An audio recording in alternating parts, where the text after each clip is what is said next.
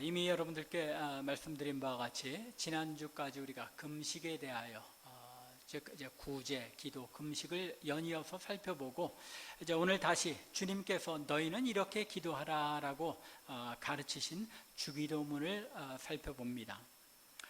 사실 주님께서는 이미 5절부터 6장 5절부터 8절까지의 말씀에서 하나님의 백성들이 어떻게 기도하여야 하는지에 대해서 가르치셨습니다.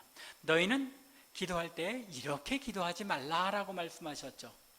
5절에 보면 너희는 기도할 때 외식하는 자와 같이 하지 말라라고 경고하시며, 즉 바리새인과 서기관처럼 남들에게 보이려고 기도하지 말라고 경고하셨습니다. 또 이제 이방인과 같이 7절에는 이방인과 같이 중언부언하지 말라고 가르치십니다. 그리고는 오히려 골방에 들어가서 문을 닫고 은밀한 중에 계신 내 아버지께 기도하라. 이것이 올바른 기도의 태도이다 라고 가르치셨습니다. 기도라는 것이 어떤 자세로 어떤 태도로 해야 하는 것인지를 알려주신 것입니다. 그리고 이제 한 걸음 더 나아가 너희는 이렇게 기도하라. 앞에서는 너희는 이렇게 기도하지 말라라고 이제 경고하신 뒤에 이제는 너희는 이렇게 기도하라라고 올바른 기도의 모범을 제시해 주십니다. 여기에 너희는 이라고 말씀하심으로써 앞서 말한 외식하는 자들 또는 이방인들은 그들의 헛된 기도의 삶에 빠져 있는다 하더라도 너희만은 곧 주님의 제자요 하나님의 백성들인 너희만은 이렇게 기도하는, 올바로 기도하는 삶을 살아야 한다고 바른 기도에 대해서 가르치신 것입니다. 여기서 우리는 한 가지 중요한 것을 더 이 말씀으로부터 깨달을 수 있는데, 그것은 주기도문이라는 것이 우리가 이방인들처럼 중언부언하지 않아야 한다는 개념을 연이어서 생각해 본다면 주기도문을 마치 주문 외우듯이 해서는 안 된다는 것입니다. 우리가 자칫하면 아무런 의미도 생각하지 않고 그저 하늘에 계신 우리 아버지요 문자만 입으로 달달달달 외우는 그런 주기도문이 되기 쉬운데, 우리가 주기도문 이미 잘 알고 있음에도 불구하고 오늘과 또 그 다음 주까지에 걸쳐서 살펴봐야 하는 이유가 바로 거기에 있습니다. 그 내용, 주기도문의 내용이 어떤 의미를 담고 있는지를 우리가 잘 이번 기회에 깨달아 알아서 우리가 주기도문을 외울 때도 그것이 단순한 그저 입으로만 암기하는 것이 아니라 그 의미를 풍성하게 우리가 깨닫고 고백하는 기도가 되게 하기 위해서라도 이번에 우리가 이 말씀들을 잘 여러분들이 깨달아 알 수 있기를 바랍니다. 따라서 오늘 본문에서 주님께서 제시하신 이 바른 기도의 모범, 기도란 어떤 내용 또는 어떤 방식, 형식을 가지고 하는 것인지를 이제 이 주기도문을 통해서 주님께서 가르쳐 주셨습니다. 형식의 관점에서 보자면은 9절과 10절의 내용은 하나님의 영광에 대해서 이제 간구하는 내용입니다. 또 11절부터 13절의 내용은 인간으로서 우리의 육체적 그리고 영적 필요에 대한 간구로 구성이 되어 있습니다. 그래서 그 내용을 어떤 사람들은 하나님의 영광, 9절과 10절의 내용을 하나님의 영광에 대한 간구 3가지, 그리고 11절부터 13절은 우리의 필요에 대한 간구 3가지로 보기도 합니다. 그런데 또 어떤 사람들은 이 우리의 그 간구의 내용을 4가지로 보기도 합니다. 그 구조를, 주기도문의 구조를 잠깐 보면 이렇습니다. 파워포인트에 제가 주기도문의 구조 근데 여기 보면 하늘에 계신 우리 아버지여 하고 하나님께 대한 호칭을 이제 언급한 뒤에 3가지 하나님의 영광에 대한 내용이 나타나죠. 하나님의 이름이 거룩히 여김을 받으시오며, 하나님의 나라가 임하시오며, 또 하나님의 뜻이 하늘에서 이루어진 것 같이 땅에서도 이루어지이다. 3가지의 하나님과 관련한 내용이 언급되어 있죠. 그리고는 이제 우리 인간의 필요에 대한 내용이 육체적인 필요부터 시작이 됩니다. 오늘 우리에게 일용할 양식을 주시옵고 우리의 매일매일의 양식을 간구합니다. 그리고 영적인 문제로 들어가면서 우리의 죄를 사하여 주시옵고 또 우리를 시험에 들게 하지 마시옵고, 그리고 다만 악에서 구하시옵소서. 이 내용을 어떤 분들은 따로 보아서 4개로 보기도 하고, 이제 어떤 분들은 3개로 보기도 합니다. 그리고는 마지막으로 나라와 권세와 영광이 아버지께 영원히 있사옵나이다 하고 하나님을 송축하며 기도를 마무리하고 있는 것입니다. 여기에서 우리 인간의 필요에 대한 간구가 4개냐 3개냐 그게 중요하지는 않겠죠. 그러나 이제 제가 생각하기에는 시험에 들게 하지 마옵소서와 악에서 구하시는 것이 서로 연결된 것으로 보아야 하지 않나. 그래서 3가지 우리 인간의 필요에 대한 간구가 있는 것이 아닌가 생각합니다.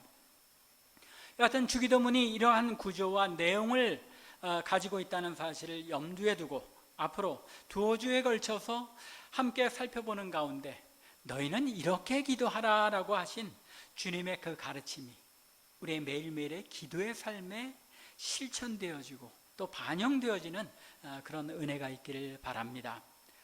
오늘은 먼저 하늘에 계신 우리 아버지여 라고 가르치신 이 호칭, 하나님의 호칭에 대해서만 오늘 살펴보고자 합니다.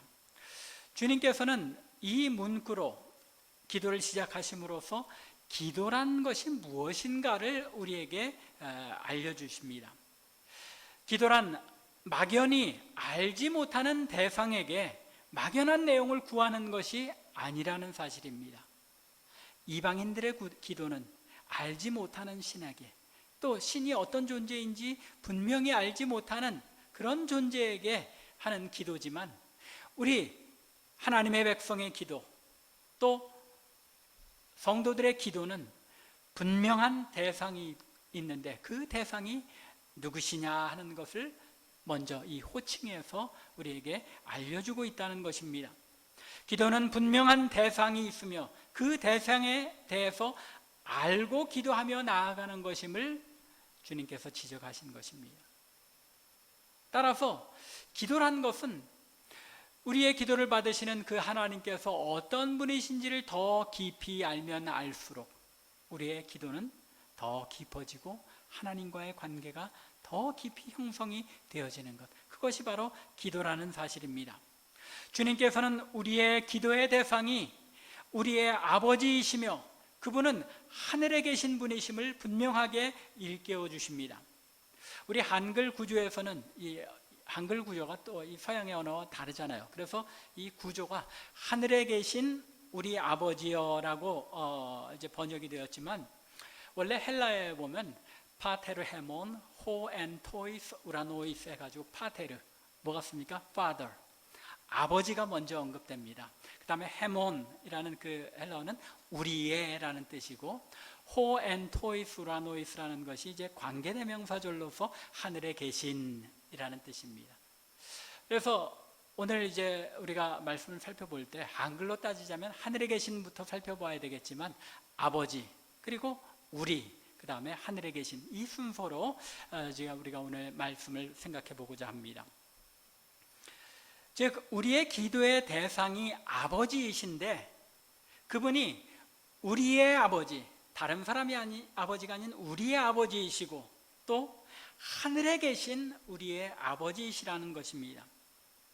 신학자들의 연구에 의하면 예수님 당시의 관습에 하나님을 가리켜 아버지라고 부르는 것이 불가능하지는 않았지만, 유대인들 사이에서는 하나님을 아버지라고 부르는 경우가 흔치 않았다고 합니다.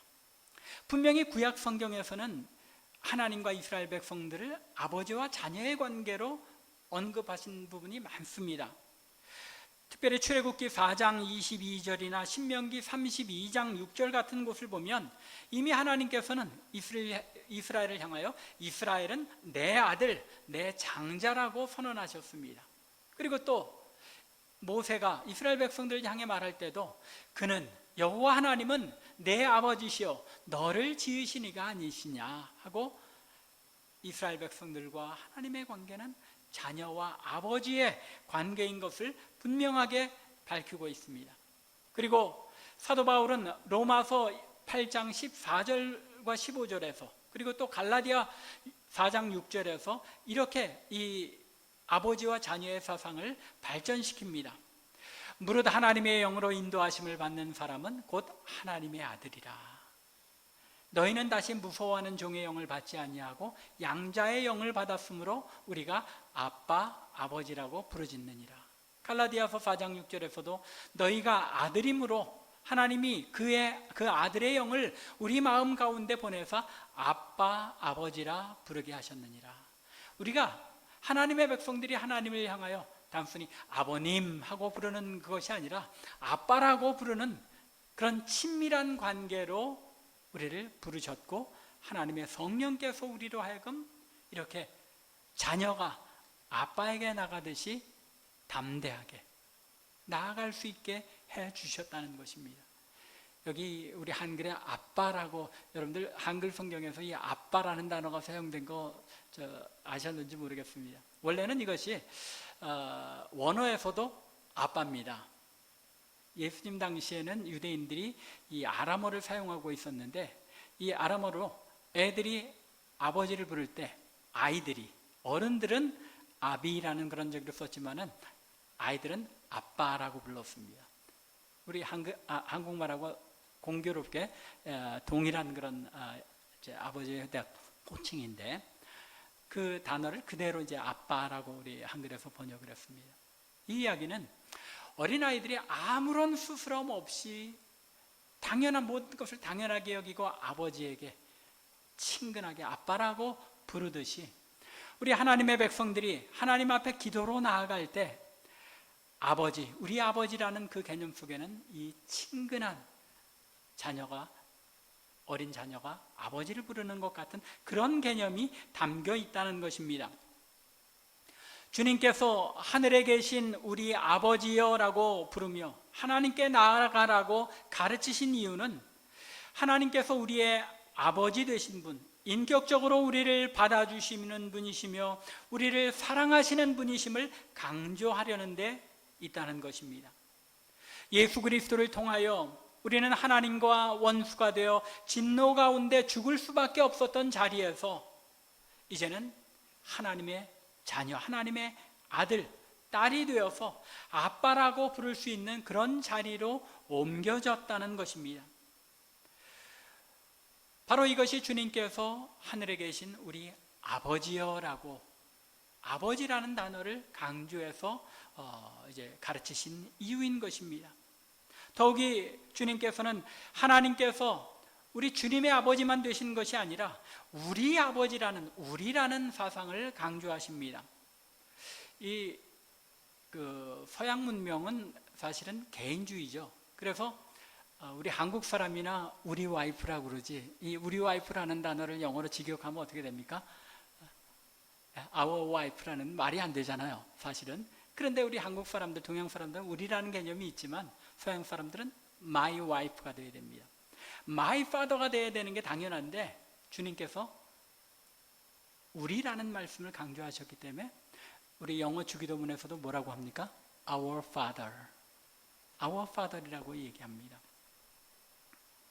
아무리 서구 문화가 개인주의적인 성향이 짙고 그 영향이 오늘날 동서양 할 것 없이 널리 퍼져서 오늘날 누구나 다 개인중심적인 삶에 익숙해져 있지만, 성도들, 하나님의 백성들에게 있어서는 나라는 개인주의적인 개념보다는 우리라는 공동체 중심의 성향이 중요했다는 것입니다.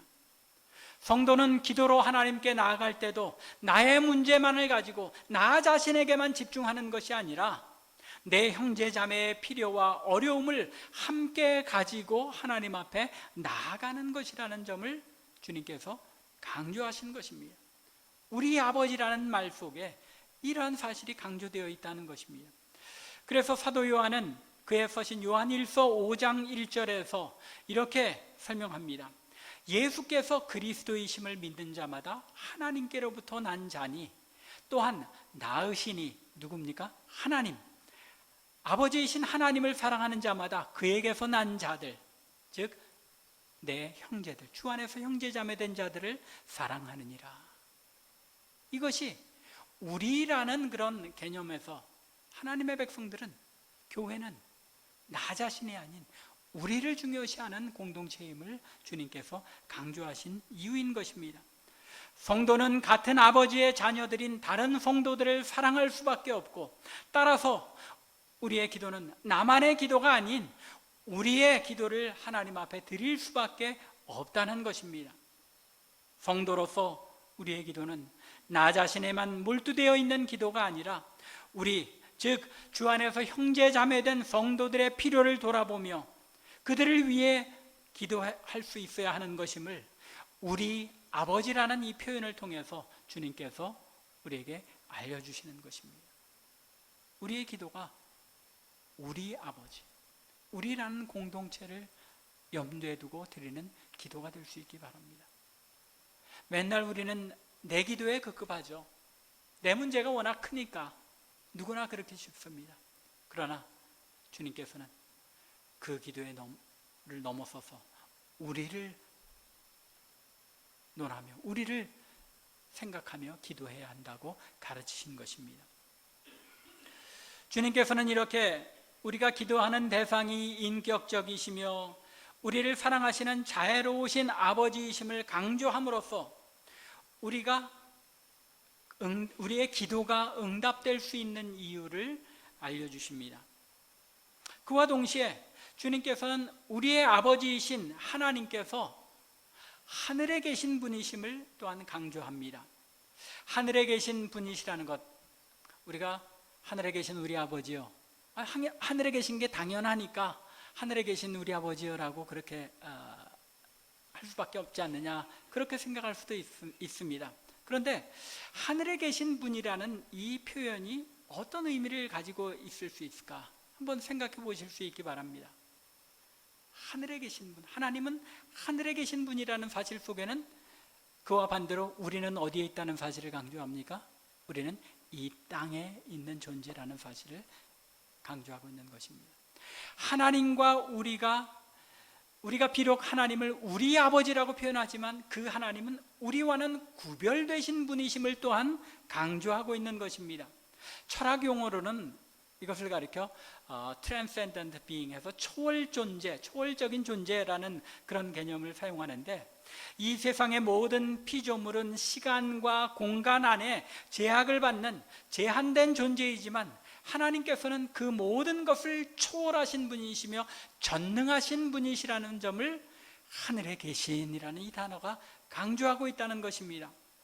만물을 지으시며 또 만물을 다스리시며 자기 뜻에 따라 통치하시는 분이심을 드러내고 있는 것입니다. 구약 성경의 표현대로 말하자면 하나님은 전지전능하시고 영원하시며 복되시고 거룩하신 그런 분이심을 나타내는 표현이 바로 하늘에 계신이라는 이 표현 속에 담겨 있는 의미라는 것입니다. 하늘에 계신 우리 아버지 할 때는 우리 아버지를 수식하기 위해서 하늘에 계신이라고 하는 것이 아니라 하나님은 위대하신 천지 만물의 주인이시며 통치하시는 분이심을 내가 고백합니다라는 이런 마음을 가지고 하늘에 계신 우리 아버지를 부를 수 있어야 한다는 것입니다. 주님께서 하나님을 우리 아버지라고 부르며 기도하라고 가르치시면서 동시에 이 하나님이 하늘에 계신 분이심을 강조하신 데는 이유가 있습니다. 우리는 우리의 신앙에 있어서 또 우리의 기도에 있어서 균형을 잃을 때가 많기 때문입니다.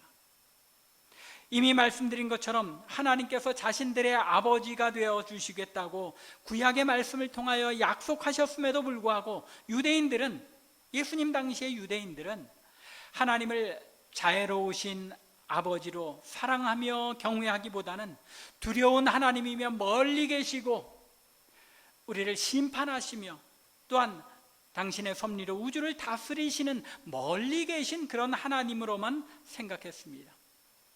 이것이 사실은 믿지 않는 오늘날의 세상 사람들, 신을 인정하는 사람들도 마찬가지죠. 신이 존재한다고 믿기는 하지만 그들에게 있어서 하나님은 멀리 계신, 내 삶과는 아무런 관계가 없는 그런 존재로 생각하고 있다는 것입니다. 그것이 예수님 당시의 유대인들의 생각이기도 했습니다. 반면에 오늘날 믿는 성도들, 어떻게 생각합니까? 하나님은 사랑의 하나님이시오, 또 아들을 주시기까지 우리를 사랑하시는 하나님이시기에 이 하나님의 사랑에만 몰두되어 있다 보니까 하나님께 대하여 마땅히 드려야 할 경외심, 그 하나님의 초월적이신 그런 전능하심에 대한, 그리고 영원하신 그 영광에 대한 개념이 우리 속에 많이 부족하다는 것입니다. 이것이 오늘날 이 복음주의 안에서 성도들이 가지고 있는 초월적인 하나님에 대한 경외심이 사라져버린 그런 삶이 오늘날 나타나고 있다는 것입니다. 오늘 주님께서 주기도문을 통해서 하늘에 계신 우리 아버지여라고 말씀하심으로써 우리가 기도하며 나아가는 대상이 되시는 하나님께서 어떤 분이신지를 강조하십니다. 또한 동시에 그분이 우리의 삶에 얼마나 가까이 있는 분이신지를 함께 강조하고 있다는 것입니다. 이 호칭, 하늘에 계신 우리 아버지여라는 이 호칭을 통해서 하나님의 초월적이신 그런 전능하심과 그 전능하신 하나님께서 우리의 삶에 가까이 나의 아버지로, 우리의 아버지로 계시는 분이심을 강조하고 있다는 것입니다.